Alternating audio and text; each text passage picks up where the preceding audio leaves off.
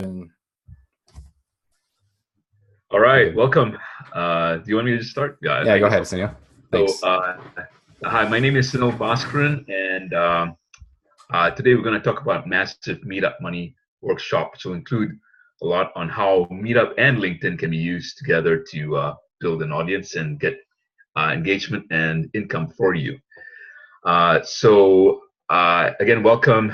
It's great, and thank you, Omar, for having me on here. It's great to be with a group of people who want to learn. It's always it's my passion to teach people how to do stuff. Yeah, thank you, Sunil, for being here. You know, that what you're sharing with us is going to be absolutely mind-blowing. I guarantee it. So I'm excited. You know, thank you again. Yeah, it's my pleasure. Absolutely. Just 4 things you want to know about me. Firstly, I'm the founder of what's called the Global Meetup Mastermind, where we train people how to build audiences on Meetup as well as on LinkedIn and other social media platforms in unison, and also facilitate collaborations with people around the world, not just on Meetup, but on LinkedIn and other people that I've got to know over the roughly 2.5 decades that I've been in business. I have a Meetup organization of more than 80,000 business owners and professionals here in the Silicon Valley area. I've been a business mentor since 1991. I've owned businesses. I've been an author. I've authored 2 books. I've spoken on stages, large, small, and medium. The last thing you want to know about me is that I was a successful entrant in what's called the Shark Tank for Experts, and for presenting this very idea of Meetup building an audience. Well, you can see there's already a couple of questions and comments coming in. So Omar, if you just let me know, okay, people. Yeah, just so you know, the call is being recorded and it will be available in the members area. That was the main question. Yeah. Okay, great. The other thing you want to know about me very quickly is my vision is to have 100 million joyful and successful entrepreneurs by the end of 2027. And I see Meetup. Pardon me, I've been talking since 5 a.m., so I want to make sure my voice is good here. So I'm drinking water. But I see Meetup and LinkedIn as really contributing to that. Our Meetups have been growing, roughly, about 80 to 100 people per day. That's what I've been told by one of my statistical partners who loves looking at that data. It's probably going up a lot more than that. And we're getting strong interest all over the world in terms of collaborations and audience generation.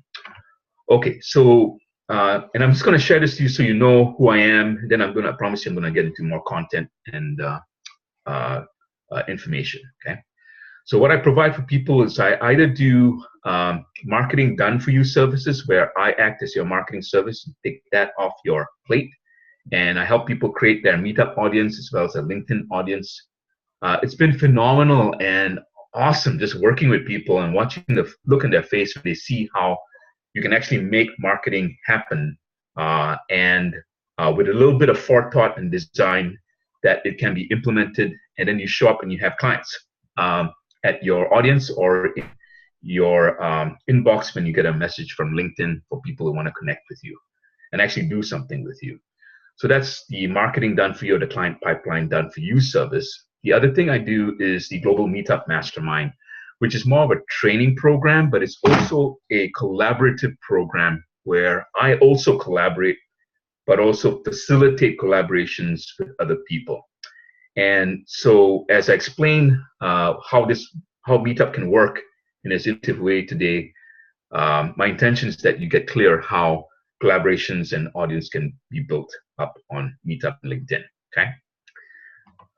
So what will you get on this training? I'll describe what Meetup is. I think most of you know what LinkedIn is, but so I won't share that unless you have some questions about it.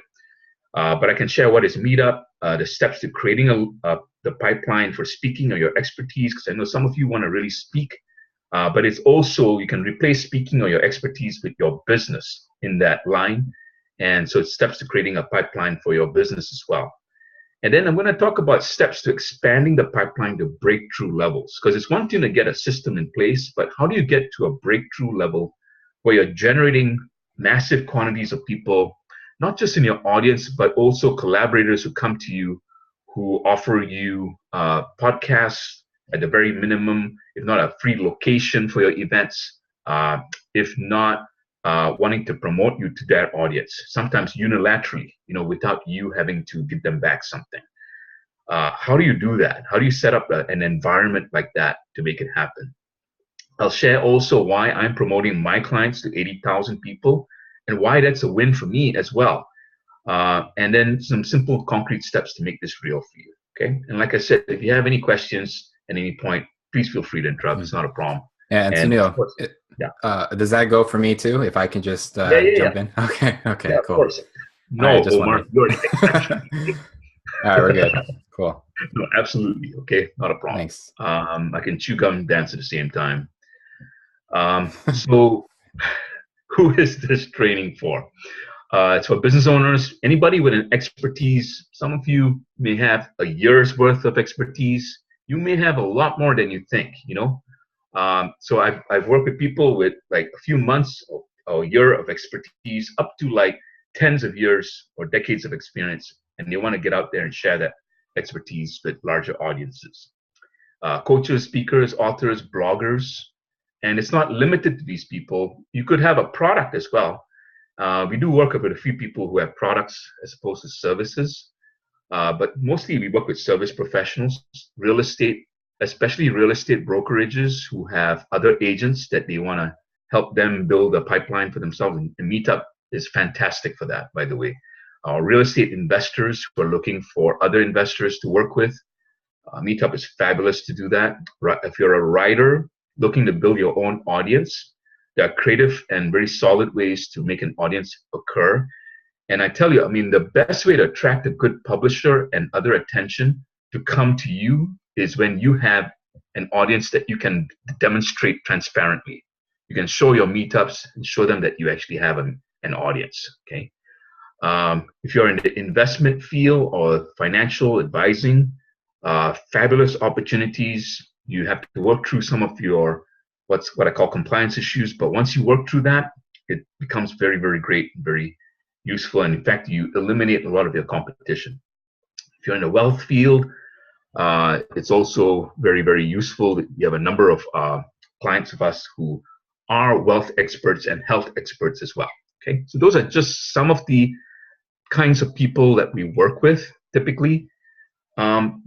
I want to share the key to building a business is, drum roll please, building an audience. Okay, if you don't have an audience, you cannot test your marketing and you cannot build your marketing yourself. Kind of like duh, of course, right? But a lot of people don't really put a lot of effort into building an audience, and I usually like that too. I should think, well, I should just start getting clients first, right? But I think that's a little backward. You want to start building your audience so you can fine-tune your marketing and get the kind of clients you really want to work with or the kind of customers you really want to work with, okay? The real audience growing power is in collaborations. So the key to building a business is audience. The key to real audience growing power is in collaborations, okay? And I'm going to share more about this, obviously, but obviously, if you have any questions, let me know, please. So if you build an audience, you can build a powerful business. That's pretty logical. One way to build a speaking career, a few of you, I think it was from your group, that reached out to me and said, what about speaking? And there's nothing better than being a speaker who already has an audience. And it's been my experience too. Chambers of commerce, conventions have approached me for speaking because they see my large audience, and that's almost like it sells itself right there. So and they like that too, because then you can promote their event to your audience, and it's a total win for them, see? So it makes you as a speaker more attractive and more interesting to them. Can I ask you something, Sunil, real quick? Of course, yeah, please. Do you make money from other speakers speaking at your events? Yeah, I do. Awesome. Yeah, okay. I do. And I didn't like doing it for a while, but I do it now because as you get more experience with having a larger audience, you just attract better partners coming to you. So the quality of partners have definitely gone up. No doubt about it. Mm-hmm. These are people who want to work with you. They're ambitious, but they're also like very generous, you know. And as you get a bigger audience, you'll find I get about 20 offers a week for people who want to speak on my stage or do something with me. Okay. Mm. But 90% of them are probably not a good match just yet. They're still growing. But about 10 or 20% of them, on an average, pretty good people to work with. So definitely a good thing to do, because now, see, it's better to attract people who come to you cap in hand, in a sense. They want to do something with you rather than reaching out trying to convince people that they should work with you. You know? Right. A lot of people coming to you every week. Your psychology starts shifting. Start thinking in a very different. It's almost better than confidence, because you're clear that what you have is very solid. Yeah, Definitely. Awesome. Thanks. Good question. Yeah. So this is an important side note. Okay, what I'm going to suggest in the next few minutes here, you can probably do on your own, but you'll probably find it hard to do it on your own. And I'm just going to be honest, because a lot of people have done my free programs. They try here things. It's been more like their approach has been hodgepodge, but you haven't done like a comprehensive thing of everything I've shared and asked them to do. Okay, so you can't do a hodgepodge. You have to do it comprehensively. Okay, and the reasons are very, very succinct. Everyone is different. You're probably, you meaning whoever each of you is very different from the other person who's on this webinar, and you need to really customize. The age of trying to get like this built-in turnkey system, kind of tough to find turnkey systems these days. I just find it's almost near nigh impossible to find. You got to really customize it to your own target markets and for what you do and your particular business. The second is it has to be designed properly. So the way we work is we look at your offers and we really help you craft your offers as well. Because if your offers are not working, then it doesn't matter if you have a big audience. It just doesn't matter, you see. So you got to really design your offers, and then from your offers, you can design what you offer at the end of a meetup event. And I'll share more why you do that. And then once you design your offer at the end of your meetup event, you can design your meetup event itself. And then once you design your meetup event, you can design your meetup group. And you see, when you do it like that, it's kind of like an engineering approach, where you define what you want to accomplish in the end, and then you work backwards to make sure that your whole design works. So it's kind of like designing a car in mind for the audience. If you're designing a car, I'm going to be politically incorrect here, but if you're designing a car for a midget, you want to make sure you understand what a midget needs, right?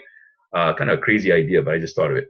So if you understand what you need, then you can design the right car. Same basic principle. Okay, so you got to really think like that.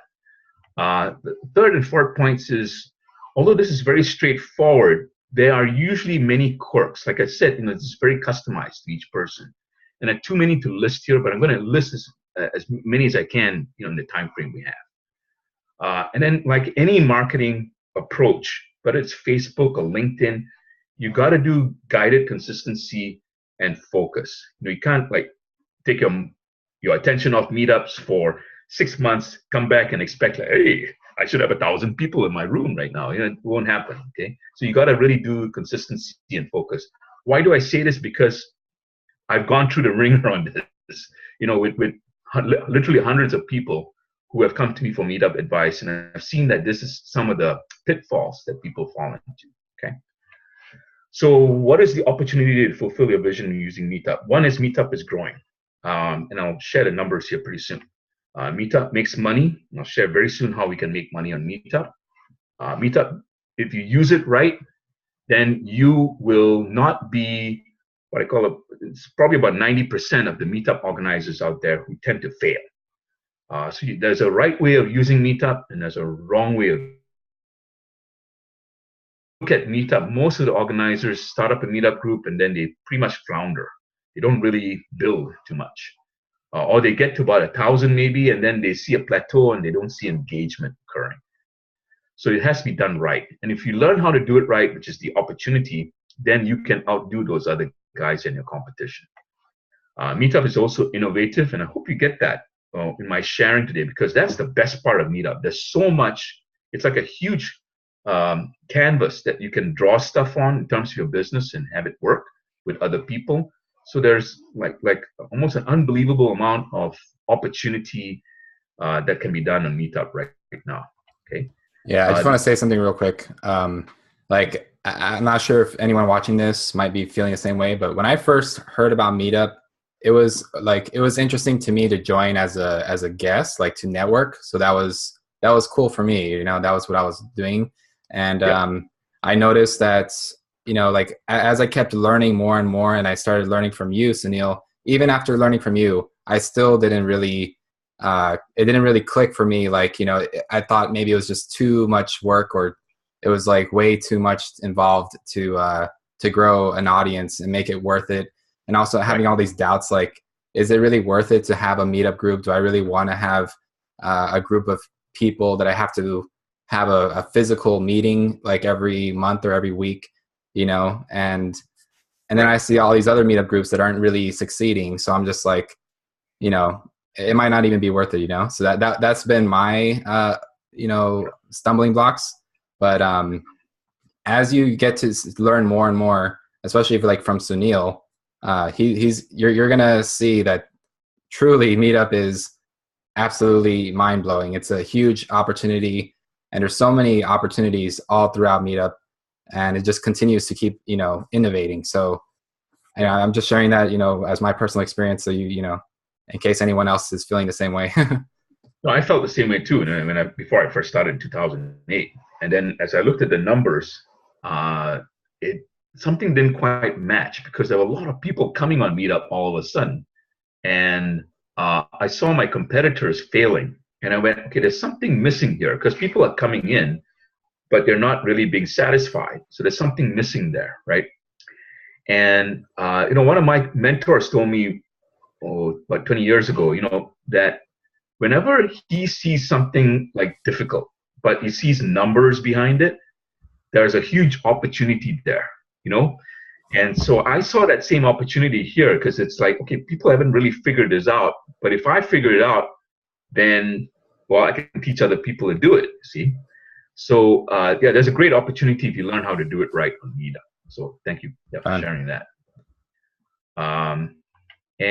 So what is Meetup? Meetup is a platform. I'm not affiliated with meetup.com at all, but Meetup is a platform like Facebook. It's a platform that you can use to market. So I use meetup.com as a platform to market my services, my business, and build an audience. It was started in New York by two gentlemen, Scott Hefferman and Matt Meeker. Right after 9/11, they wanted to have an online way for people who are confused and missing relatives, etc., to find each other. So they created this platform, and it's just kept growing after that. And now it's got 32 million members around the world. It's in 184 countries. It just got acquired by WeWork, which is a co-working business. They have co-working locations around the world, I think. I'm pretty sure around the world, not nationwide for sure. And there are huge advantages in this in terms of getting more affordable locations, very nice locations through WeWork. And so I'm really excited to see what we can do there. Now, there are two ways that you can interact with Meetup. One is you can get a free account. And some of you may have a free account where you get to attend. You can look for events that are of interest to you on meetup.com within your area or city. And you can attend those events either for free or to pay. And then you can also join the Meetup groups and either join it for free or pay a membership fee. Okay. The other way that you can interact with Meetup is as an organizer, and this is where you have a paid account. And when you have a paid account, you will pay $89.94 for every 3 groups that start. Okay.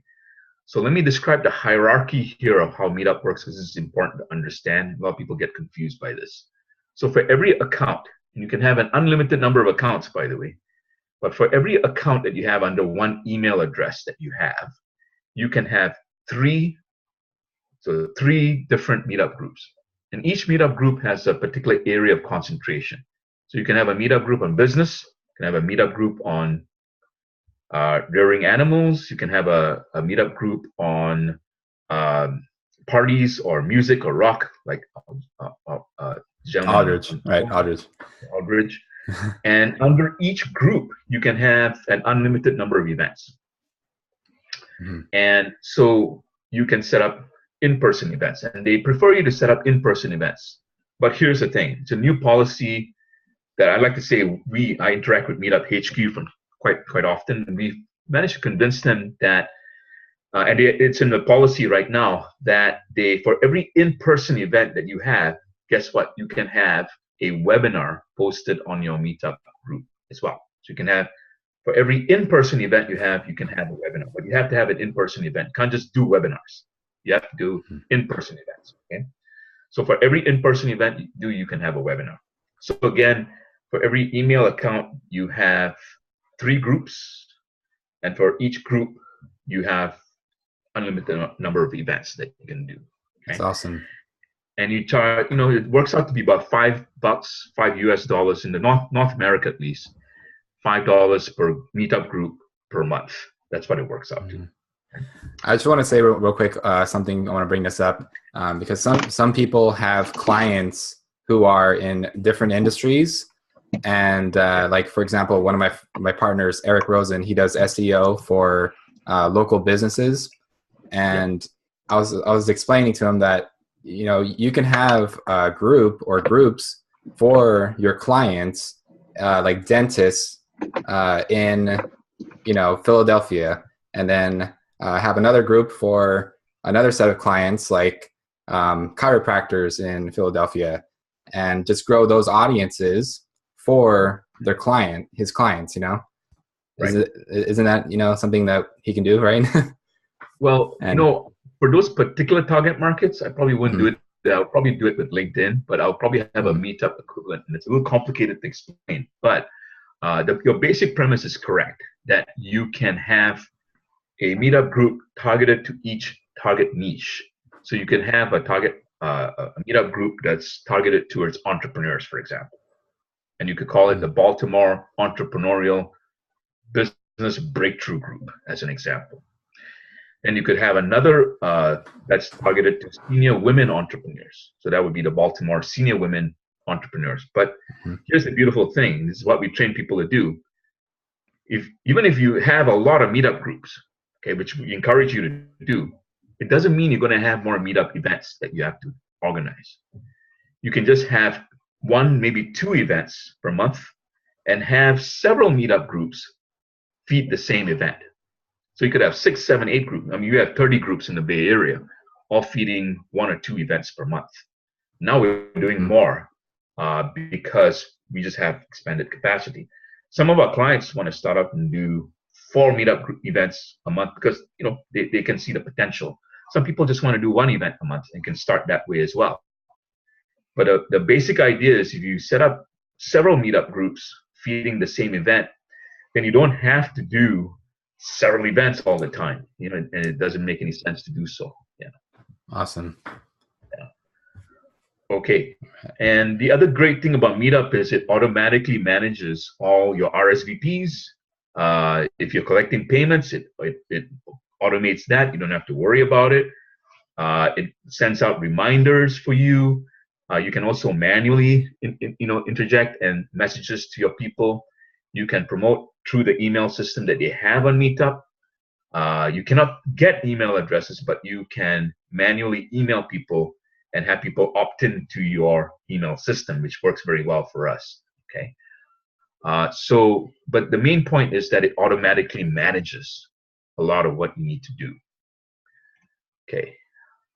So how do you make money? There are at least 6 ways to make money, and if you guys want to, I'm not going to cover all 6 ways here, but I'll cover the standard way, okay? But if you want to get the 6 ways, then you want to go to meetupmoneymakingsecrets.com, and there you can get the free report. And I'll type it in later on, but it's meetupmoneymakingsecrets.com, and you can get the free report. And one of the first things you get is the 6 ways you can make money on Meetup, okay? But the standard way of making money on Meetup is you have an event, an in-person event, let's just say, an in-person event. You have a little bit of light networking, in the first part of it. The main part of it, about 30 to 45 minutes or so, you do an educational presentation for your service offering or your product offering. At the end of that presentation, you make a particular offering. It could be a paid offering or it could be a free offering. It's up to you. We recommend when you first start, you offer a free consultation as a follow-up. So you offer your free consultation at the end of your presentation, and people sign up and they schedule it for a future date and time. It doesn't have to be the same day. It can be the future date and time. And then when you go to the free consultation, you upsell them. Well, you find out more what they need. It's a really good way to do it. And you upsell them into your paid offering. That makes sense. Okay. And that works pretty well. A lot of our clients do it. It works very well. And it also tests very well how effective you are in converting, whether your basic offering is working, is it not working, how can you fine tune it so it works, okay? What we found is about 20% of the people who come on Meetup are pretty serious about doing something, okay? And 80%, they may not be that serious, but you want to get them into your email list, because the fact that they showed up at a Meetup event with your title shows that there's got to be at least some interest in the next few months. So if you get them into your email list, you can continue to invite them to events or webinars, etc., and continue to sell them that way. Hey, Sunil, just a quick question. Well, there is a question in the chat box, and we're going to get to that. At this section, I want to ask this. You mentioned the email list. How would you get their emails? Yeah, two ways. One is, well, a couple of ways, actually. One is that you, during your in-person event, you collect emails, from people who sign in. And almost everybody gives in their email list. They don't have a qualm about it, because they're getting good information. If you give it good information, they're happy to give their email address. And so that's one way. The other is if you do webinars, you have people opt in to your system, so you get their emails, and then in return, after they've given their email address, they get the webinar access information, how to get on the webinar. So that works pretty well. You can also give offers from time to time to your Meetup group, as long as it's done appropriately. It has to be done in a cool way, like in any email list. Similar in Meetup, you can manually email everyone in your group who's subscribed. They can unsubscribe if they wish to, but you can use the Meetup email system to email everybody and make them an offer for a free report, etc. Now you got to do that smartly. You got to do that in conjunction with your events. So if you're doing an event, let's say, on how to market your chiropractic business effectively in this town, then you could send out a free report to them. Hey, in preparation for your event, I'm giving this free download that you can use, come to our event too, but this is a free download for you to look at, and then you can get people to opt into your email list as well that way. So we get a lot of people signing in for our email list, almost on a daily basis. We get people opting in. Not much interjection from us these days. And just out of curiosity, what do you suggest? What is like the most highest converting offer that you've seen from your clients and yourself when you're on stage, when you're having your events? What do you offer them? You have a consultation. Is that the best thing? Yeah, the consultation is usually the best thing. And you'll see what I do here actually on this call. I mean, it's pretty easy, a free 15-minute consultation. And I mean, that's the easiest one that converts the easiest. But, it varies, to be honest with you, because for some of our clients, and for myself too, at most of my events, I offer a combo package of a paid consultation for 1 hour and a workshop. That goes pretty well. We get about 20-25 at least % conversion on our audience for that. Then the second offer is people who just want to move right away on our global Meetup mastermind. They can just sign up right there and then, and we give them a slight discount for that. So you can do it both ways. Now that's after you got some experience, obviously, doing presentations and upselling to an audience. But if you don't have any, then we recommend you just offer the free consultation first. Yeah, and just curious again, since if you have a big audience, especially, are you limiting the amount of consultations that you're giving out? Do you have like a limit or something? Yeah, I mean, again, it depends on the target market audience. Certain audiences, I do a scarcity thing, but usually I don't have to in my case. Okay. But yeah, we recommend just having, it's always good to have scarcity because most people frankly want to do stuff, but, and it's not just because of you being a weak presenter. I assure you it's not. It's because they just don't trust themselves enough. So what you need to do is give them a little bit of scarcity, which is a little bit of a push for them to get into action. Otherwise, it's a disservice to them because they won't do anything. You know what I'm saying? So you want to create a little bit of scarcity and just say, okay, there's only 5 for tonight. Sometimes what I do is, and I do this for my free consultations, I tell them, and it's the truth. My short 15-minute consultations go like that every week. If you don't get on like today, I mean, like the whole week or next 2 weeks could be completely filled. So, and then, the other truth is I probably won't be doing short 15-minute consultations for too long. And so when I present that creates enough scarcity for people to show up, especially those who are more serious, so yeah, see a whole bunch of questions here. Gotcha. But yeah, well, I'll let you anyway, do that. Yeah, we're good. We have a question on finding the best place for meetup events, but it's up to you if you want to answer that now. I think we should answer that later when you cover that. I think you're going to cover that in this presentation, right? Or yeah, I'll give you a quick one, a quick answer. Okay, the quick answer is that yeah, you can find free locations, if not cheap locations. Okay. Co-working spaces now will offer you, but you got to know how to negotiate with them. So in my clientele, I tell them, hang your hat on mine. What that means is use my name. So I work with the Global Meetup Mastermind. Sunil Bhaskaran has 80,000 people. He's willing to collaborate. Even if it's out of the area, I can collaborate with them because we can create a live audience, etc. And I've got enough partners in different cities to make that happen. So the hotels start paying attention. So the key is, one is learn how to negotiate. The second key is you got to put in a little bit of elbow grease. By that, I mean you got to reach out to a couple of people, real estate brokerages who have empty conference rooms.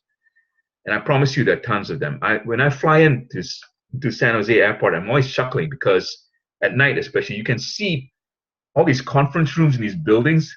They're lit for the people working there, but the conference room is completely empty. And these people want to create traffic coming to their business. So if you reach out to them, they're not thinking about Meetup yet, see? So if you reach out to them and tell them, hey, I got a Meetup, I got 500 people in the Meetup group, we get an average spot, it's modest, we get about 5 to 15 people showing up, they're still going to be interested in talking to you because it's traffic for them. That makes sense. And we get it from friends, we get it from people reaching out to you as you build your business. I mean, for me, I've got free locations at the top hotels in the Bay Area. It's not an idle boast. Sheraton, Courtyard by Marriott gives me a beautiful location in Sunnyvale, completely free for the whole year. The conference room looks like I always chuckle. It's like gold in color. I don't think it's gold really, but it looks like a drug kingpin's conference room. Beautiful. I mean, it's amazing. And they give me free use of their lobby for my networking events and for the conference room for my events, my workshops, etc. Really great deal, right? We find churches doing that as well. Now, will that happen right away? Of course not. But if you position yourself correctly, you'll start upgrading in your locations as you go. And that's important to understand. But initially, can you get free conference rooms? Not a problem. Can you get paid for co-working spaces that are conference rooms? Sunnyvale, for example, is a pretty competitive price.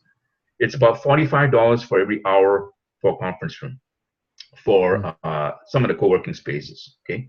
But even that, with WeWork coming in and buying Meetup, what I'm going to see is, I'm willing to bet, I may be wrong about this, but WeWork is probably going to come in and make a fantastic offer for conference rooms to Meetup organizers. It just makes sense to see from every point of view, because they get traffic and you get, as a Meetup organizer, part of their organization now, you get first dibs on their discounts, etc. Mm-hmm. So, it's definitely a great opportunity right now in terms of locations. So I think I want to just leave it at that for now. If you have more questions about that, I'm happy to answer. Yeah, I just want to share a couple of ideas. I'm not sure if you mentioned this, but if you're an author, you can easily do this at a library.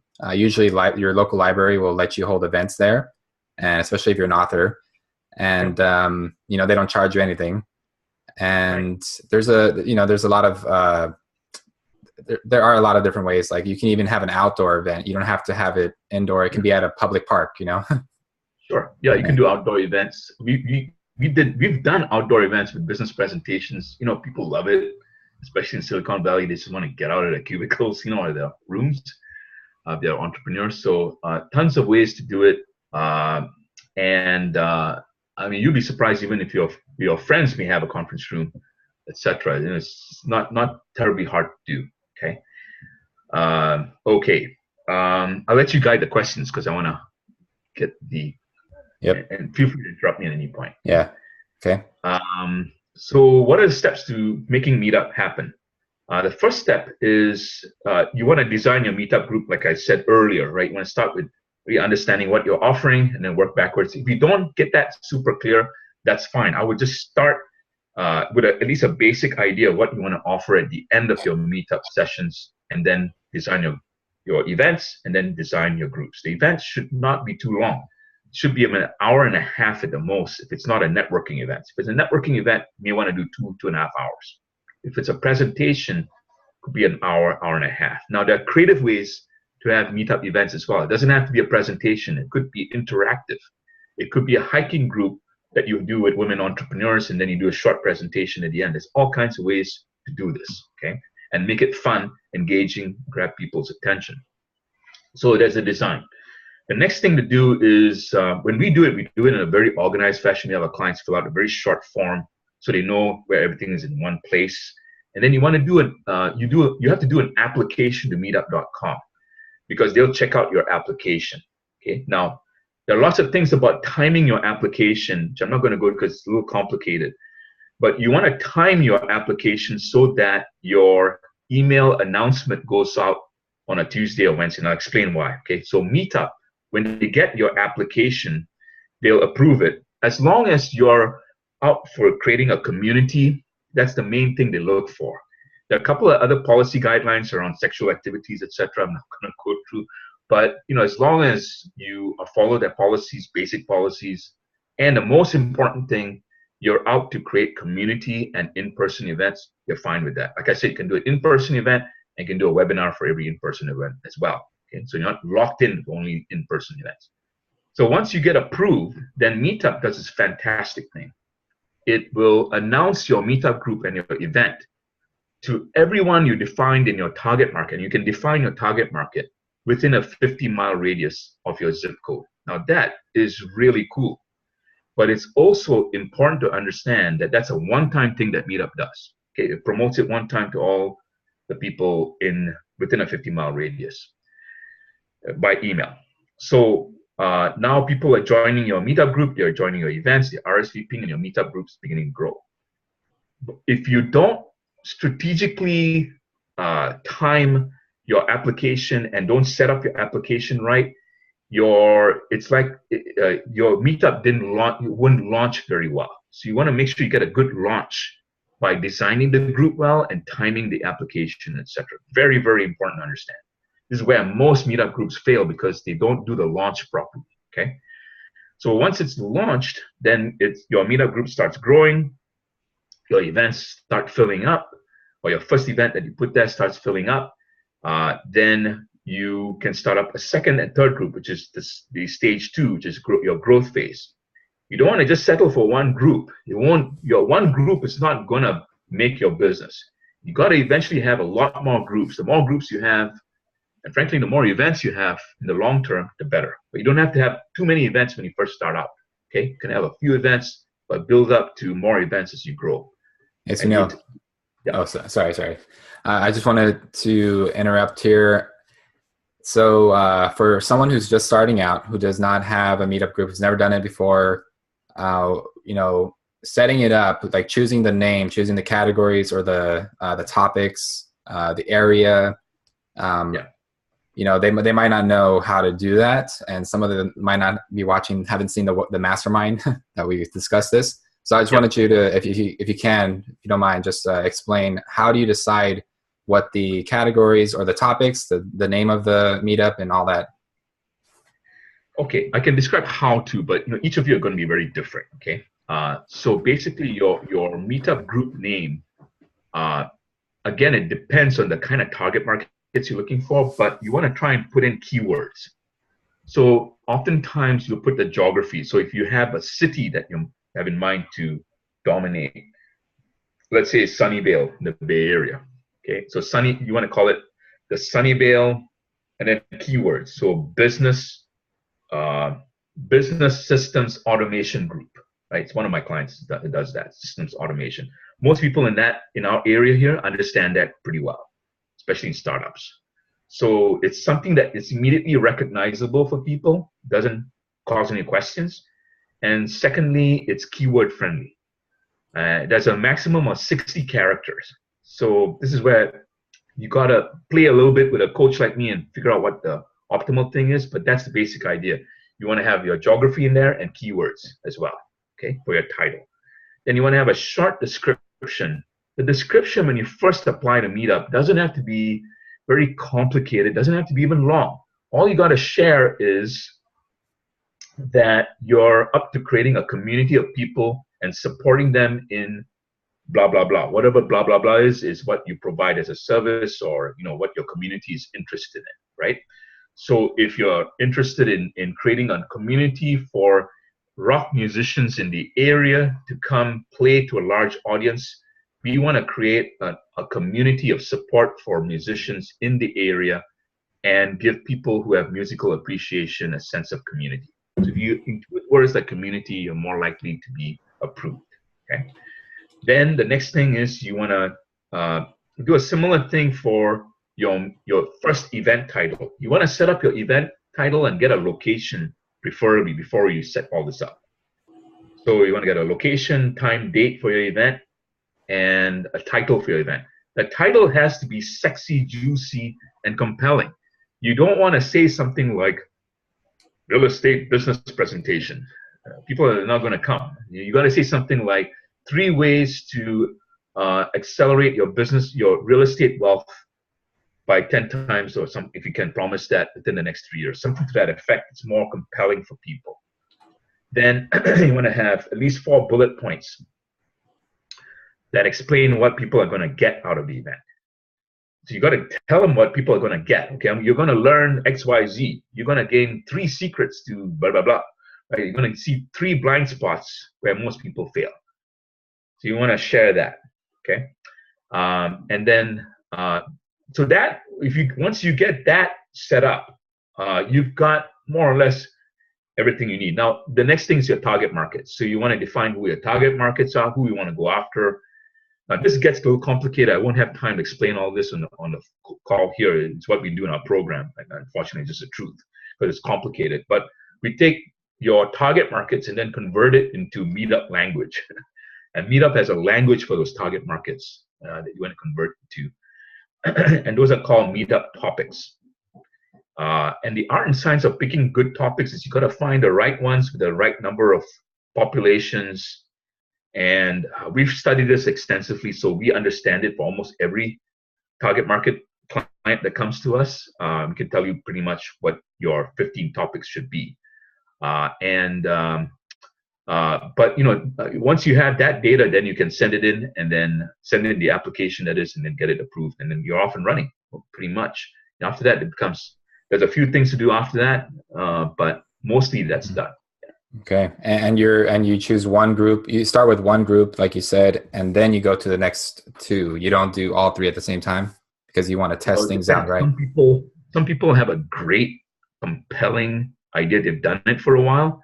Those people, I tend to start like 6, 8, 9 groups sometimes. You know, and they're ambitious, and they want to do it. You see, and so you know, I run at the pace of the client. Okay, but conservatively, yeah, for most of you probably are starting out, You want to start Okay. one group. Okay. Test it out. Yeah, well, so Tony had a question. I'm pretty sure that the answer is yes, but I'm not 100%. Tony wants to know, do they allow local cannabis policy discussions? you mean like local political candidates? Policy.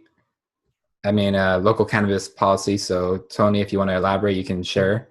But what I think is, more of a discussion on, passing laws or the law in general or something. The answer is yes, you can. They're not going to stop you from doing that.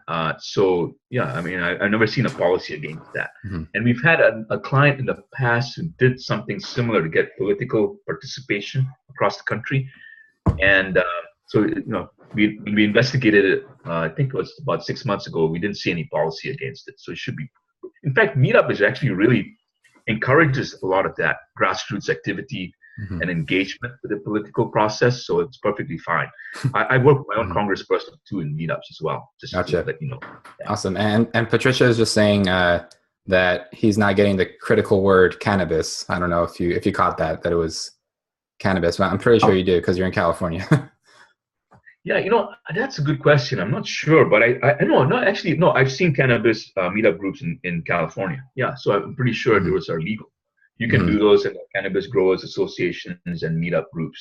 Yeah, I've seen them in the main city in San Francisco, and I think in Santa Cruz now there's one too, because I met an ex-client of mine who's doing that.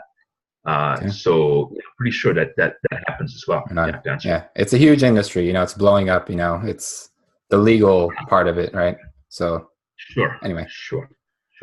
Yeah, that's a great audience too. Yeah. Sure. And you find the curiosity people who want to learn how to to imbibe more cannabis, and you find the people who have been doing it for years, and they want to congregate. So I think that's a great idea for a meetup, and that could really keep growing. Actually, it's a good opportune time to get on it sooner rather than later. I would say you don't want to wait too late. You don't want to wait too much time here. Okay? It's good. Yeah. Okay, let's. Yeah, we're good. So you can continue on. Thank you. Okay. Oh, thank you, Omar. Welcome. Then the third stage is explosive growth. Now, in the growth phase, you're expanding locally and what I call regionally around your town as well. So if you're in the Bay Area and you know the geography of the Bay Area in California here, there's San Jose, which is in the south, and then there's San Francisco, which is kind of a different region. It's about 1 million people in San Francisco, 1 million people in the Oakland, Berkeley area. And then, it's like Bay Area is about 15 million people in totality. So when you go regional, you're looking at the whole region of the Bay Area as an example. But you can start locally in San Jose and then build out. So you could have San Jose, you could have 3, 4, 5 groups, and then build up to 10, 15 groups, in the Bay Area as you go on. Okay. Now, again, you don't have to start this out right away. You can just start with 1 or 2 groups first and test it out before you go. Okay. Everyone has their own different styles. And I also want to just share, I mentioned this on the mastermind, but this was mind blowing for me, is you don't need to actually be at the local location. You just need someone in that area to facilitate for you, to represent the meetup. So you can have literally meetups all over the world if you wanted to. Correct. That's what we do. We, in part of GMM, or the Global Meetup Mastermind, we have collaborators or caretaker organizers in each city who can take care of your meetup while you're not there. So it keeps growing. And then even if you show up once or twice a year, you can still come to a pretty good audience. So, and plus you can do webinars. Yeah, exactly. So it's really, really cool how we thought this through. I think so. So that brings me to the third stage. Explosive growth is when you start doing webinars and collaboratives with other meetup organizers, and really the sky's literally the limit. I mean, you can go around the world collaborating with other organizers like we do. So we have collaborations with Boston, with people in Houston, Florida, etc. And London, Berlin, Singapore, and Indonesia to come. It's just growing really amazingly. China is now beginning to open up. Local Chinese in Shanghai are now starting meetup groups. It used to be just the expatriate Americans were doing it. Now it's Chinese people are doing it as well. Brings a lot of opportunities. India is growing as well. Obviously, just the numbers there would force it to grow almost. Even in sparsely populated areas like in middle of Australia, small towns, we're seeing meetups grow. Nairobi, where was it? Was it Nairobi? Nigeria, Lagos, Nigeria has meetups, has a pretty good growing meetup population as well. Mm-hmm.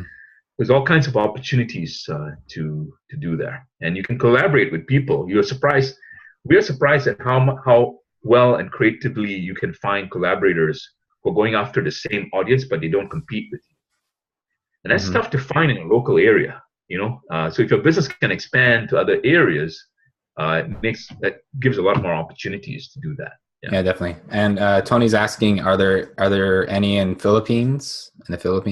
Oh, I'm really sure Manila has it. Probably the Quezon City. I have an admin team, I think close to Quezon City, and they told me they have a pretty decent meetup population there. I don't really follow it that much, but here's the thing: if there is none, that's a big opportunity, especially if you have a population of people who are business oriented or your target markets there. I would hop on it and look to see how we can make that happen. I'm pretty sure you can start up a meetup group there. And on the topic of explosive growth and collaboration, you can start a meetup group there, and also negotiate with other meetup groups that are in that area to cross promote each other. Absolutely. Yeah, absolutely. And a lot of those guys aren't really savvy yet, but if you bring some savvy, like I shared some with you already on this call, they'll be very interested in working with you, because collaboratively, even if they have a competitive business, there's plenty of business to go around if you look beyond that, so that's what we found. I work with people who could be my competitors, but there's more than enough business if you really structure it right and set up your agreements correctly, which is what we train people to do. Program for sure. Yeah. Awesome. All right. Then explosive growth is where LinkedIn starts coming in. This is something we call cross-platforming. Cross-platforming is where we use the benefits of LinkedIn and Meetup to work together.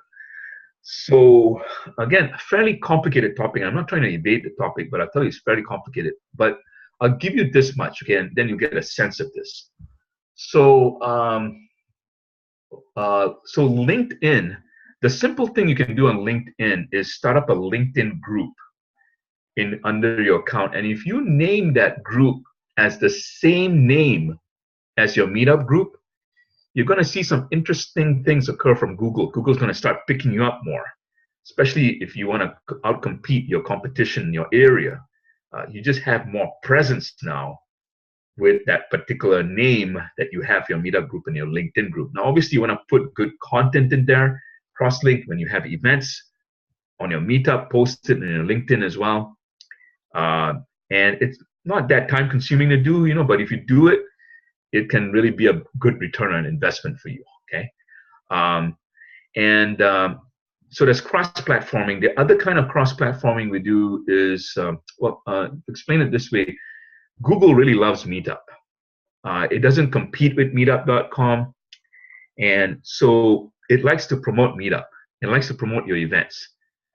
Now, it'll take a while for it to kick in because Google wants to make sure that you're not trying to game the system. So we call that the Google sandbox. It's about 3 to 6 months where Google is just checking you out, making sure you're doing it consistently, you're putting good content on there regularly. And if you are, it'll reward you and give you traffic from your Meetup page to your website. So if you post your website and your company on your Meetup page with articles, etc., which you can do on Meetup, by the way, and you're posting events regularly, you're going to see a marked increase in our Google traffic coming to your site from Meetup. And this is something we've tracked as well. And we can show you numbers. In our workshops, we show people our numbers for our Google traffic live. We show it right in front of you as it's occurring. And you can see that a good percentage of our traffic actually comes from Meetup, various Meetup groups. So there's cross-platforming. There's also something we call the traveling roadshow strategy for those of you who like to travel and do business at the same time.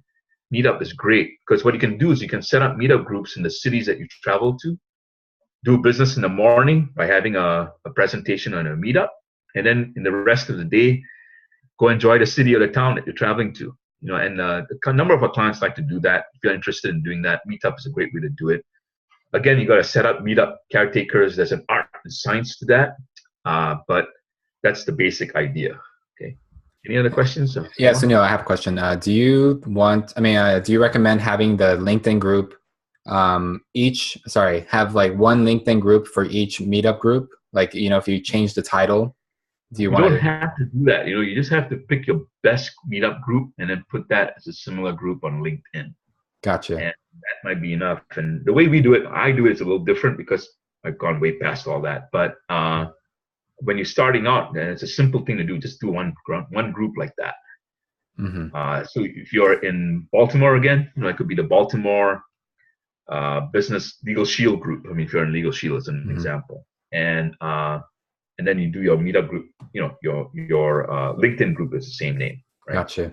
And I also want to just point out for a lot of people watching this, like a lot of people, actually, most of the people I know do not even use LinkedIn. Like they have a profile, probably took them like 5 minutes to just set up real quick. They don't really do anything on it. But it's a huge money. Yeah, you guys are leaving money on the table right now. I'll just interject right now and just tell you right off. You guys are leaving money on the table. You want to really beef up your LinkedIn profile and get that going, because that's going to take off. Because you got to look at high-level connectors too if you want to really grow. Now, if you want to stay small, that's fine. But if you want to really grow, that's fine. Some people want to stay small. I understand. Mm-hmm. But if you want to grow really big, you got to get the high-level connectors. High-level connectors will come to you on LinkedIn, but they'll kind of check you out and go, I don't know. But if you, on your LinkedIn profile, you say, I have 1,000 members on my audience in Meetup, they're going to connect with you. Because having an audience always attracts the best. Yeah. People say that there's some validity to you, a credibility to you. Yeah. That's a good point. That's why LinkedIn and Meetup works really well. Okay. Mm-hmm. So you guys, if you haven't spent time on your LinkedIn profile, I don't care what you're doing, you probably want to really beef it up. You can probably check out my LinkedIn profile and mimic it if you wish. It's probably a lot of work that went into it. Again, you got to design it right. So this is one of the things we do in our Global Meetup Mastermind, which I think is the best program ever written in the history of mankind. We really are serious about this. I've been in the expert industry for a long time, and it's hard to really get high-level connections and a mass quantity audience at the same time. I think we cracked the code. I believe we have, and the numbers justify it. So you really, my strong advice to you, and sorry if I interrupted you, but strong advice to you all, get your LinkedIn profile, beef it up, get a good headshot in there. Don't get a grainy headshot from 1905. Please don't do that. Have something recent and put some compelling content on there. Don't just call yourself a business consultant. You got to give specifics. Got to be compelling and demonstrate distinction, competition. Yeah. Okay, I went off on a tirade there, but it's the truth. Okay. Yeah, it is. Yeah. Okay, I'm going to move on. So there are 3 phases here. I'm just going to keep a track of the time here. There's design and planning. I went over a lot of that already. There's execution. I went over a little bit of that. And then there's growth phase. Okay. And I went over a little bit of that as well. So the design and planning, again, your offer and branding must be good. You want to design that pretty well. But again, you don't have to get it perfect. You want to do it concurrently with your Meetup design. Okay. Don't get into the analysis paralysis. You don't have to do it linear. You can do it in parallel. So the other thing you do parallel is refine your primary offers as you go along. You don't have to get it perfect, but you have to want to get at least a primary offer clear. At least one clear. Primary offer means primarily what you're offering in your business. Sequence your offers into a sales funnel so you can kind of make sure that it makes sense for the Meetup. Be prepared to test and refine. I can't emphasize this enough. A lot of people think, one test is done. No, to keep testing and refining your funnel, even on Meetup. Do your best to get clear on your target markets, and you can translate these onto your Meetup groups. Okay. Research for the best geographical areas to start with. And so I look for numbers. I look for competition of other meetup groups, which you can go on meetup.com and see how many other meetup groups there are in that area. If there are not too many and you've got a large population in your target market, it indicates there's starvation for what you have. That's good. That's good news. You want to capitalize on that for sure. If it's the opposite, then obviously you want to look around for other places that are more ideal. Find locations for cheap or free for your venues. So that's a little bit of legwork, but if you do it, you could have a nice venue for a whole year or year and a half. And it's a little bit of upfront work, but it's worth the time. Okay. Then execution, you create your events, your title, description, etc. Set up your first meetup group with the event, and you send in the application. Okay. Then obviously Meetup will approve your application. It'll start promoting you. And then you test and see, okay, is the first group really doing it? Can I duplicate it and just change a little bit for my second and third group? And then you do that. You set up your second and third group. And then you start growing regionally, nationally, and globally. Even if you think you should stay small, you want to think, regionally. You want to think bigger than just your local area. That's what I recommend. Even if you're a realtor, you want to look at beyond your local area. I'll tell you why. Because my realtor guys, they get on Meetup. They have a great Meetup group. They start attracting investors as far as UK who find them because they want to invest, let's say, in Santa Cruz. So they come to Google. They go on Google. They search Santa Cruz real estate investment opportunities or real estate investment meetup or whatever, meetings or whatever, right? Because they're coming to that area to check it out. So if they do that and they find your meetup group and you're a realtor, that's an amazing opportunity. It's hard to really get those kind of investors coming to you through, the other real estate kind of marketing. And this is, what I just described to you is how one of my realtors just closed a $1.5 million deal in Santa Cruz on the ocean front. Closed in one week cash. The investor from UK found his meetup group first, and then found him. So you go figure, okay? So you want to really think globally, is what I'm saying. Regardless of if you think you're only limited to your local area. You want to use the webinar strategy, the traveling strategy, like I described, cross-platforming to expand. And then start doing collaborations. You want to start thinking about collaborations from day one. You want to master the art and science of doing this beyond your locality and your industry. Part of mastering this is to be clear what your offers are, what your audience is, what you can give to them, and what you expect from them in terms, if you're promoting them, what kind of commissions do you expect, etc. Now, that's an involved conversation. I'm not going to get into it. It could be days talking about it, but you want to really start talking about collaborations for yourself. Okay. And one real quick, I just want to give a quick tip also for collaborations.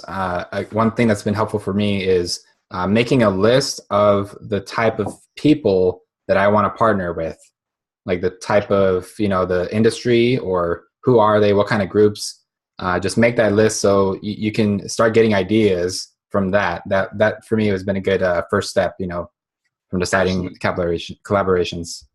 Yeah, you brought up the most obvious point. Yeah, define what kind of audience you really want to have. Yeah, exactly. That's important, really critical. And you want to think it through. You don't want to just say something general like, "Oh, I work with all business people." You want to drill it down a little bit more so your joint venture partner or your collaborator can see, "Oh yeah, I know dentists in this particular area. I can introduce you. It's not a problem." Right? So you want to drill it down a lot more than just giving something general. Okay. So coming up next, I'm going to talk about breakthrough audience and partnerships, and then why I promote my clients to 80,000. Because this is getting to some of the juiciest stuff here. Thank you for your patience in bearing with all questions, etc. But I'm going to get to that pretty soon. Before I do, though, I'm going to offer, again, this is how I do my meetups too, just so you can follow. But I'm offering a meetup chat. If you want to chat with me for free for 15 minutes or so, not a problem. You can go to www.meetupchat.com and then just sign up for a free 15-minute chat with me, okay? And Omar, I'll make sure that your people are tracked and I know who you are, okay? That you're referring. Sounds good. But you can get a free 15-minute chat with me by going to meetupchat.com. Like I said, those chat sessions are going pretty fast, and sometimes I delete them, frankly, because I just have so much going on for me, and I just want to make sure I can serve people as much as I can. But I won't delete them, obviously, if you schedule a time. But if if it's 1 week or 2 weeks out and I got something on that day, I'm probably going to preempt that.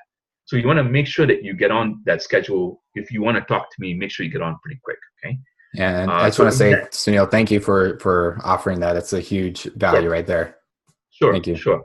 And I'm doing it for your group, especially because a lot of people have reached out to me, so I'm willing to do that. Not a problem, okay? Awesome. Customize. So what we do in that session. Oh, I'm sorry, Omar. Were you going to say something? No, I just said awesome. Okay. Thanks. Well, awesome. Back to you. All right. So customize. So one of the things we do is we will talk about customizing the meetup to you gaining a 10,000 audience for yourself, and how we can do that. Now I'll answer your questions, and then I'll go over how you can get more clients, more money, and more traction. There'll probably be an email exchange between us in preparation, because I want to learn a little bit about your business before I get on the 15-minute call. I do prepare for the call, okay? I do. So make sure you show up for it, respect my time. I'm sure you guys will.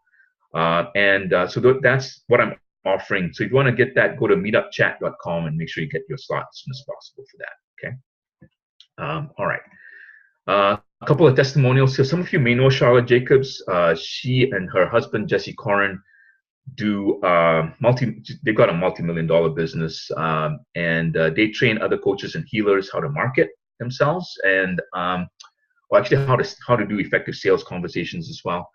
I was their first coach, and I helped triple their income at a time when she was just starting out, and she still uses a lot of my principles in conveying to other people how to do effective sales conversations, etc.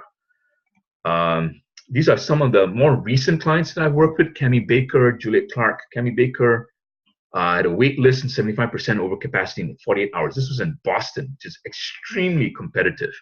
I felt really good doing this because her groups are still growing, even though she got married and she wanted to not do business anymore, but she gave it over to another collaborator of mine in Boston who's taking over, and that's growing to a couple of thousand already. It's just been 2 months since he's taken over. So it's really still growing really powerfully. Juliet Clark, smaller town, 500,000 in Salt Lake City, but still did get a waiting list. About 2 weeks, took a little bit more time, but still had a waiting list. That was in the publishing. She teaches people how to get published in their books.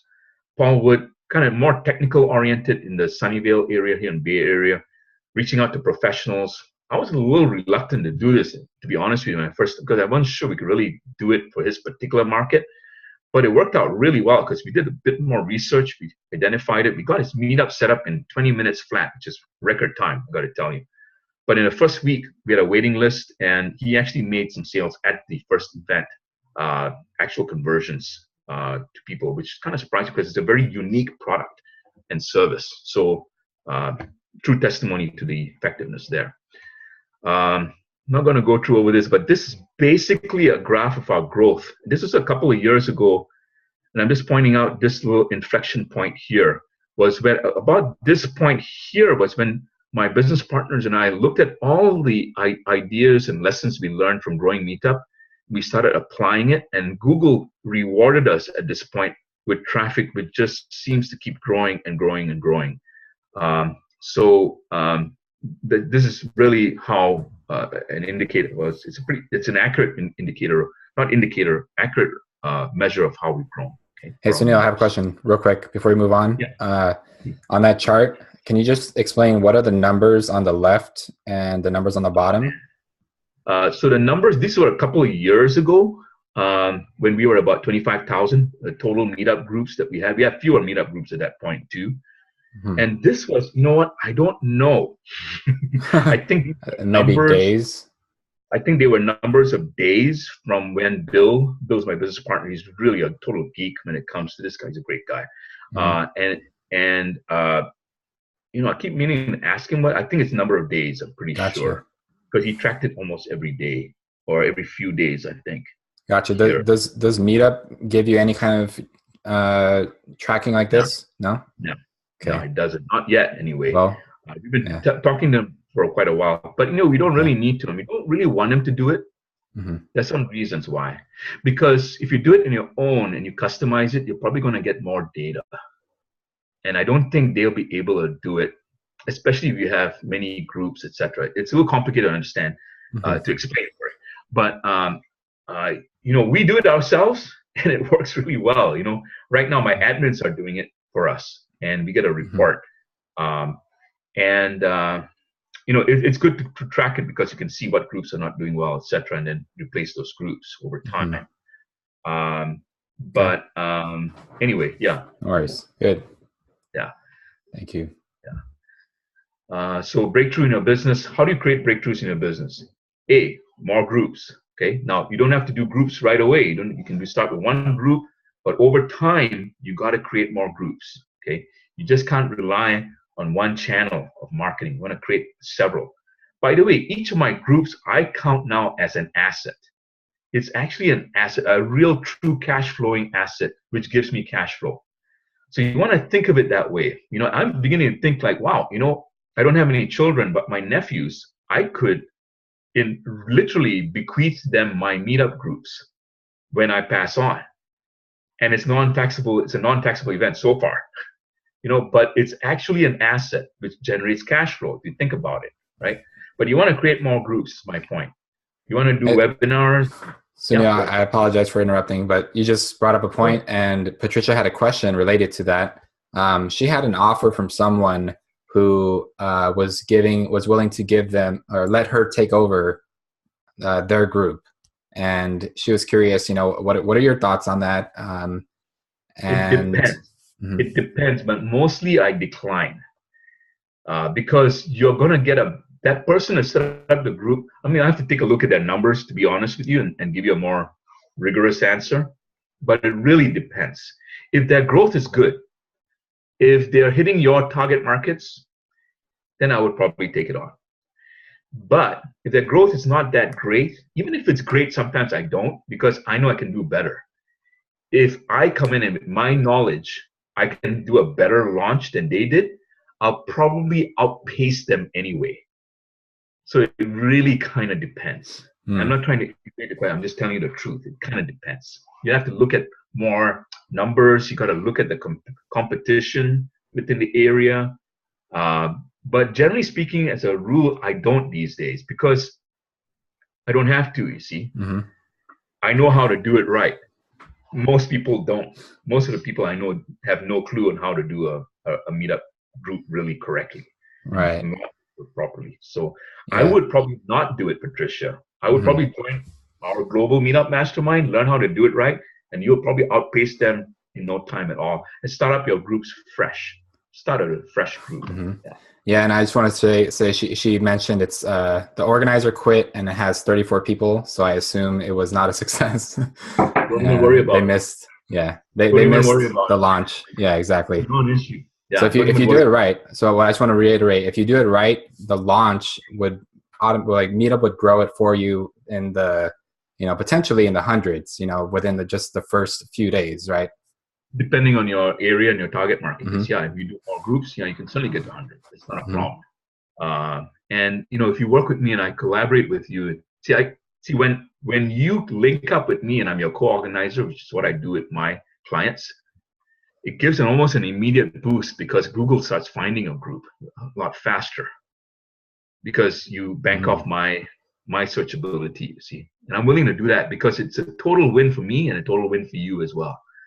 And a win for both our audiences. So anyway, I got off track.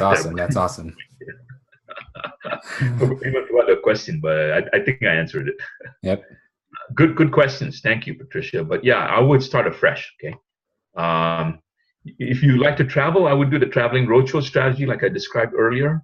The tornado effect is basically having all these platforms, social media platforms, work together. So like Alignable is another platform I just got on with. I highly recommend it. I met the CEO of Alignable. They are very interested in collaborating with me. If you're not on Alignable and it's only in North America right now, I would advise getting a totally free account, get on there, at least just set up a profile. You don't have to do anything else right now, but at least set up a profile, okay? the advantages of putting all these things together is, for example, Alignable is all about local marketing. So you can get a local account in each city. Now, why do you think that's important when you have a local presence in your meetups? Well, you can promote your meetup groups on your Alignable account. Now you're getting several things working together to really prop up your visibility online. See, so if you did a search, for example, on San Jose business networking events, you'll see my meetup group showing up more or less at the top, usually within definitely a top page. And you'll see some other meetup groups there. Sorry, not meetup groups. You won't see any other meetup groups. You won't see mine. But you'll see some other companies. I promise you, like Eventbrite, they're above me, but they have paid money. I promise you, a lot more money to get up to that position than I have. I pay basically for that meetup group to show up there, $5 a month to show up. Okay. I've done other things, obviously, too, to beef it up. But I'm just trying to impress upon you that the tornado effect, and if you catch on to that, is the leverage point that Meetup and LinkedIn can provide for you. Okay, so I hope that translates for you, because that's amazing if you get that, and it can really propel your career and your expertise in your audience tremendously. You want to start building your own tribe. Now, this is something where when we get our Meetup people, we actually have an online membership platform that we invite people to join as well over time. So only for people who are really engaged. Why do I take them off Meetup? Well, because I want to build another asset called my membership platform that is for people who are more engaged. It's a paid-for platform. It could be free, but you bring them there to get them to engage with you more. Now, this could be a Facebook page. The problem with Facebook pages and groups is you can't really track the conversations very well. So a lot of those conversations get lost. But if you create your own proprietary website and you take people off Meetup into your site, now you're really getting the creme de la creme of people from Meetup into your own proprietary tribe. Okay, so this is something, again, it's a whole different topic by itself, but this is how you can create a breakthrough in your business as well, because you increase the engagement considerably when you do that. You obviously build your email list in ways that I shared earlier. Have people opt in to your emailers, etc., your webinars. Content distribution. Boy, I could go for years talking about this stuff, literally. But the content distribution, Meetup, by the way, you can actually post your articles and your videos in a section of Meetup, which is dedicated for that. You're not going to get a lot of people reading it. But here's the thing. You're going to have cross-links going to your blog or your website. And that's where you get traffic coming in. It beefs up your traffic and people clicking through over time to your site. And that's very, very cool. By itself, that's very cool. Okay. The other thing I didn't mention about Meetup is it's user-generated content. Every time someone comes to your site and RSVPs or joins, Google indexes you as the organizer and your company as the organizer of the Meetup. So you've got to keep that in mind as well. It starts increasing your traffic over time if you manage it well. And then collaborations, global mastermind collaborations. My goal is to create 1,000 collaborations by the end of next year. I'm pretty much on track right now. And it's great. There's so many people who want to collaborate, who are generous and ambitious, not just in my clientele, but in all the people I know. And I'm meeting more and more people outside of my circle who want to do that. So this is definitely a new trend that I'm seeing under Meetup. The beautiful thing about Meetup is if you want to collaborate with someone on Meetup, you can just go to that Meetup group and see how they're doing in terms of statistics. How many people they have, what kind of people they have, are they engaging, right? And then you can make up your mind whether you want to collaborate with them or not. So it makes it a really juicy area for collaborations. Again, I hope you get that point. This is very, very important. I don't know if any of you have tried collaborations in the past, but it can be very tricky to find good people to collaborate with. So, yeah, I also wanted to give a piece of advice. Also, what you said was really great. That going to their Meetup to actually see how they run it, and you also get a feel for the organizer. You can see if they're actually someone you want to work with. Excuse me, right. Yeah, because I've had partners. I'll tell you right now, I've had people that I promoted before, and I've put a lot of work into it. We had webinars just like this, and they back out of their deal. Like they don't even follow through with what they're offering. And it just totally destroyed my brand. Like it was a horrible thing. And also, this psychologically lets you down because you put so much into it and then it doesn't work, right? I mean, that's how it was in the early days for me. But you know, yeah, the thing about Meetup is you want to be picky about who you work with anyway, you know, and preserve your own sanctity, your own integrity in your relationships with people. You don't want to give away too much, but you don't want to give away too little either. You've got to find that right medium there. Exactly. So going to meet them in person is is going to help you tremendously by getting to feel them, like exactly who are they. You know, you get a lot more information about that than just doing research. You know. Correct. Yeah, meeting people face to face, especially at an event, you get a good sense of how they interact with other people. You know, that's important when you're gauging if you want to work with them or not. Yeah, good point. Okay. So those are the ways that you can create a breakthrough. And these are the pretty powerful suite of strategies that you can use to really grow your business. Okay. These are a couple more testimonials I've had. Eric Kamel, he has a Meetup strategy too for his agents. He has a real estate brokerage. And his agent is actually getting traction now for business, like closed deals, which is tough to do in his area. They're in St. Louis Obispo. Smaller population, but we've got 3 Meetup groups there generating pretty good events twice a month. So pretty cool for real estate industry if you're in that area, if you're in that industry. A couple more testimonies of Angeline Hart's relationship area in San Diego. Julie Parker did a pivot. She used to do a lot more sales coaching, but now she pivoted. Now she has a huge networking event group and events in Houston, but she invites other speakers to come. And she's finding she's making a lot more money, not just in her own business, but also getting commissions from other speakers as well. So really great way to do that. If you just want to be like a host and have other people come speak, take the work off your load, off your shoulders, and do that, you can do that as well. You can do workshop strategies very successfully. We've done them. We've filled workshops. You can easily fill a workshop with 30 people every quarter. Even 50, even up to 100 people is not a problem. And having people convert. So yeah, there are many ways that you can actually create events. You don't have to have presentations only. You can do a whole networking business or a mastermind business as well on Meetup. Meetup allows you to do masterminds very well too, by the way. And you can have several layers of different kinds or levels of mastermind. If you're interested in the mastermind business, certainly let me know if you want to chat about it, because that's a great way. And I find that it's actually an attractive way for me too, because it's a lot less time and a lot more return in investment. And you do a lot of great work for people. And it's not just like coaching where you coach them once in a while. People are really engaged. So there's things you got to learn about how to keep people engaged in a community. But if you master that, it's a pretty good model, and Julie Parker's really beginning to do that. I mean, she quit her job like 6 months ago, and she's pretty happy she's done so. So again, the real audience growing power is in collaborations. You want to master the art and science of collaboration. So why do I promote my clients to 80,000 people? Well, one is I really truly just want to unilaterally support my clients. I've got people already in my audience. I want to see other people, my clients, really benefit from this as well. But because they pay me good money to do this, I want to make sure that they get their audience as well. So I'm happy to collaborate with them and promote them to my audience as long as they act in partnership with me as well, which means they got to do the work, they got to set up their own groups, etc., etc.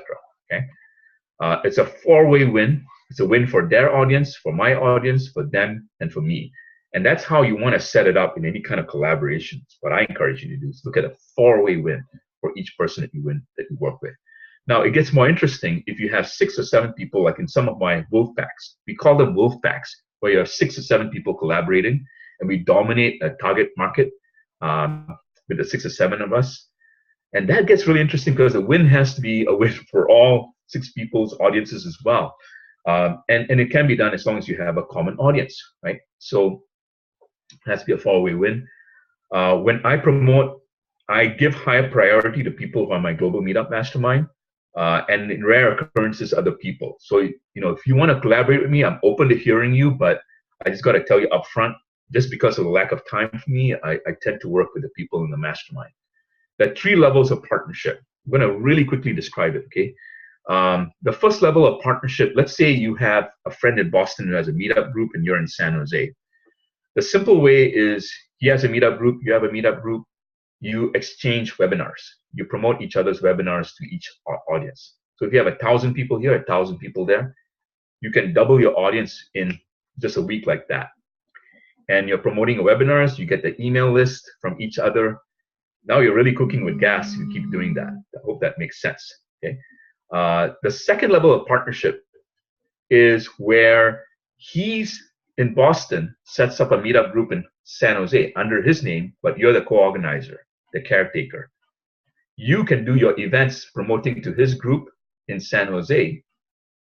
What does he get in return? Well, he can fly over anytime you want and do a live event in San Jose to not just 1,000 people, but potentially 2,000 people now, right? But he can also do webinars to his group in San Jose. I hope you get this, because this is really cool when you get this, right? Because it's your audience now is almost unlimited as long as you can do business across state borders, right? You can expand to New York. You can do all kinds of different combinations of this. It's fabulous. It's easy to start. In some instances, I just do it unilaterally with somebody. I just say, listen, hey, it's a lady in New York I'm going to do collaborations with. She's got a comparable population of mine, about 80,000 people too in New York City. So we're going to do an exchange of webinars. But I told her, listen, I'm not even going to do that. I'm going to make it so easy for you. I'm going to set up a meetup group in New York, and I'm going to promote that audience to your live events. And I want to show you how this works. And she got very excited because there's almost nothing she has to do. I just do all the work. I demonstrate the effectiveness, and then we start doing webinar exchanges.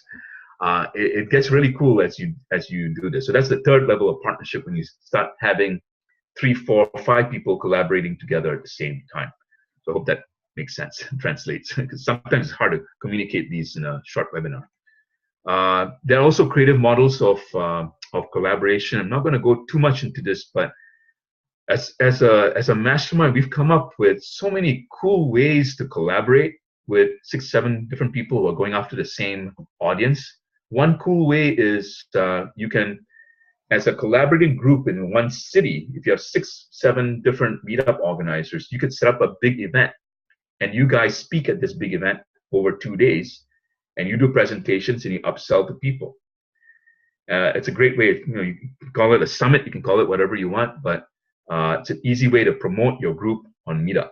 And guess what? You attract other people who are table vendors who you can then charge to set up at your event when they set up booths, etc. So it's a great way to easily make money and get an audience together. More importantly, this is a structure to fulfill on vision. The vision is really to create more collaborations around the world. If you're interested in that, certainly want to reach out to me.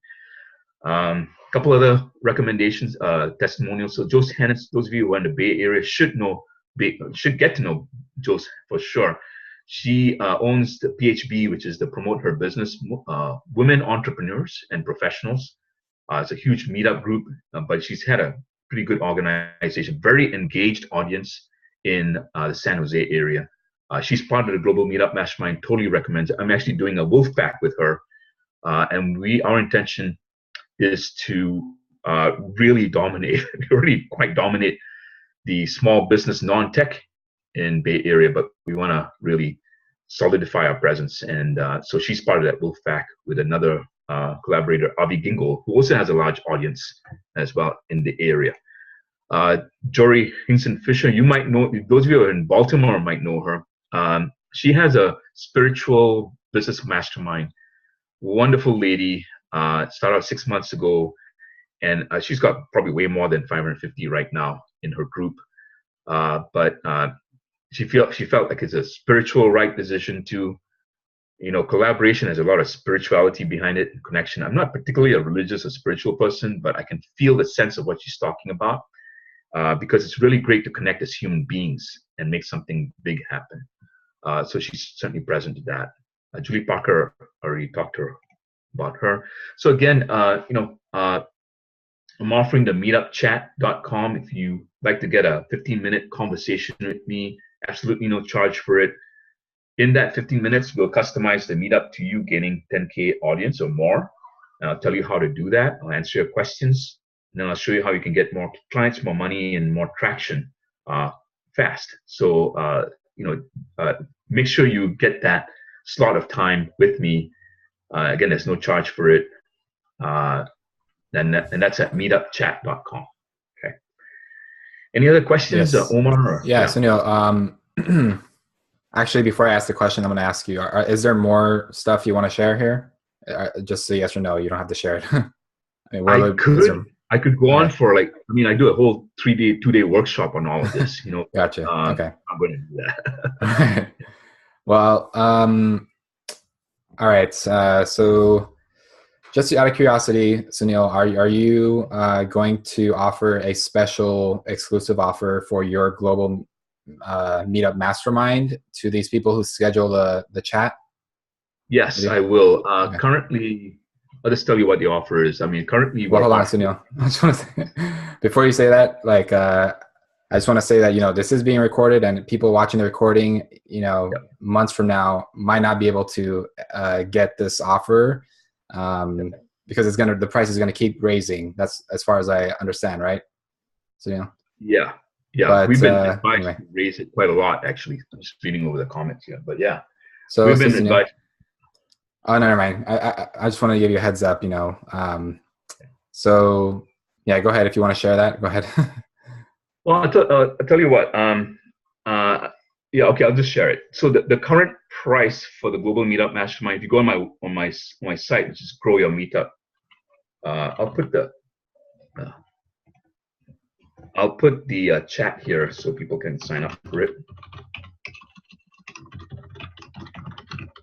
And that's the chat form. And then growyourmeetup.com is the mastermind thing. And you can see that the current price for it is $5,997. And for a limited time, you're offering it for a lifetime. For a lifetime, because we really want to continue working with people.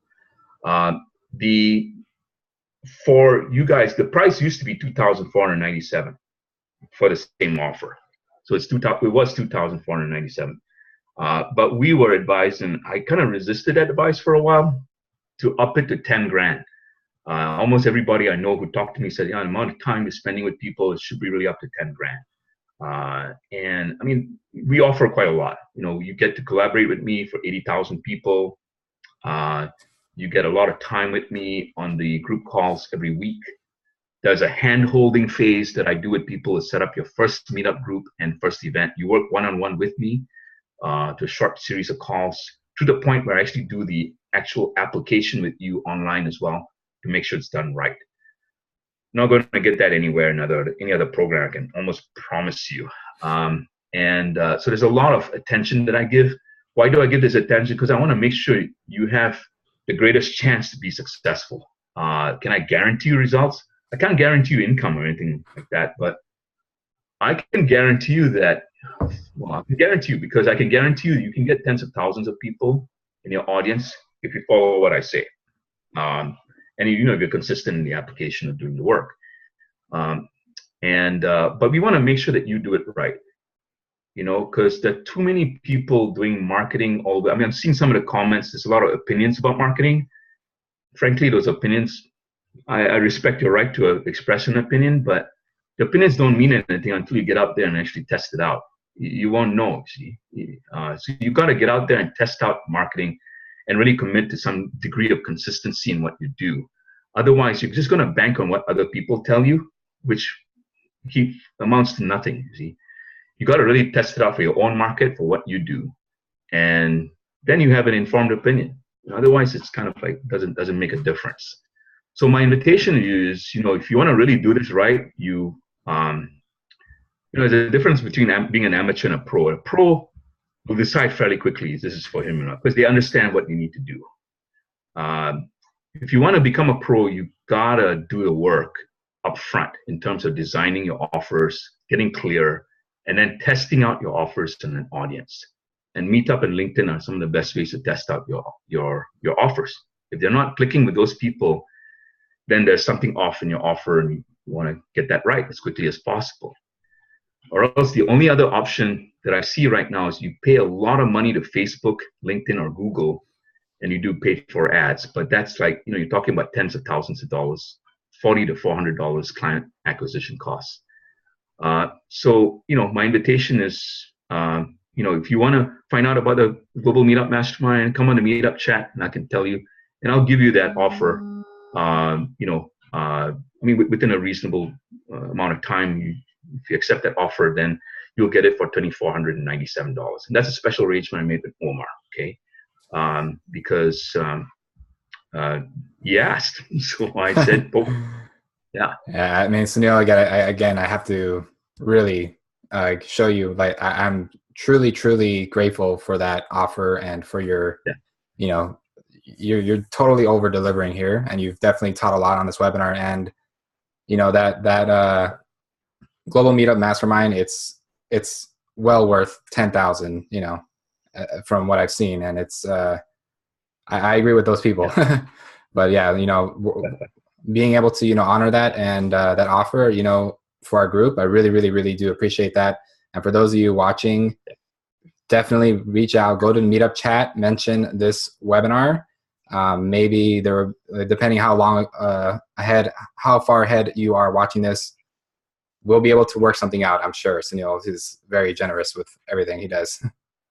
Yeah. So, right. Well, I mean, within appropriate terms, as long as it's fair. Exactly. And so the question, is it okay if I go to the question that was here? There's one more final question. So Tony asked, have political candidates used this to meet voters? Oh, I see. I don't know if they can. I'm not sure. I haven't seen it yet.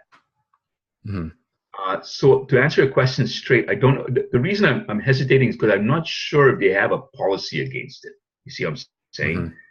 But I don't see why not, because Meetup is all about having this kind of stuff. In fact, their leaders really want more political involvement in their communities, personally. That's what I've seen, okay, because I keep track of this. So I might have to dig it up a little bit and look at their policies, or reach out to the support at meetup.com. If you get an account at meetup.com, you can reach out to support@meetup.com and ask him that very question. And then you should be able to get a comprehensive answer within about 2 or 3 days. But I don't see why not, if that's what you want to do.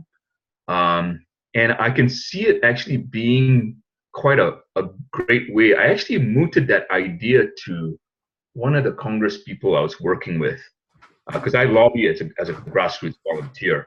And so I don't see a problem with it, to be honest with you, because he actually came to our Meetup groups. Oh, yeah, so there shouldn't be an issue with it, because we had a Meetup group for our grassroots volunteer, and he came in as a speaker. So I don't see why not. I think the problem could be if he directly organizes it, then that might be an issue. But even that, I doubt. So to answer your question, I don't know, but you could probably find out by emailing support@meetup. Or if you want to just talk to me and for that 15-minute, then we can probably discuss. Because I think my suspicion is you could probably do it, but the next question is how you do it right. If you do it wrong, you may not get much traction. You have to frame it correctly on Meetup to get a lot of traction on there. But I think there's an audience for it, millennials as well as older people who want to get involved these days.